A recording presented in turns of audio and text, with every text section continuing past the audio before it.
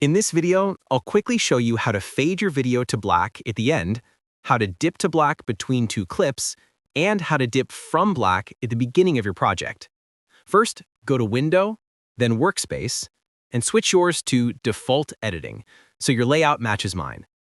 Next, open the Effects panel and use the search bar to look for Dip to Black. You'll see it under the Dissolve section.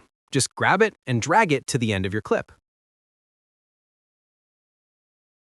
Now when you press play, it fades to black. By default, the dip is 1 second long. If you double-click it, you can change the duration to anything you like. For example, 3 seconds for a slower fade. You can also manually drag the edge to make it longer or shorter.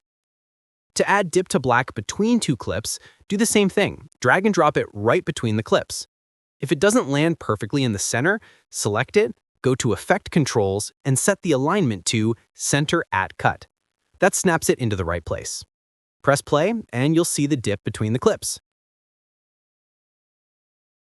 To dip in from black at the beginning, simply drag dip to black to the start of your first clip, press play, and it will fade your project in from black.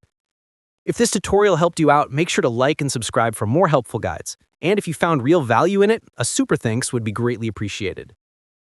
Feel free to reach out if you encounter any issues during the process. If this video helps you out, please leave a like and subscribe. Comment below if you have any questions.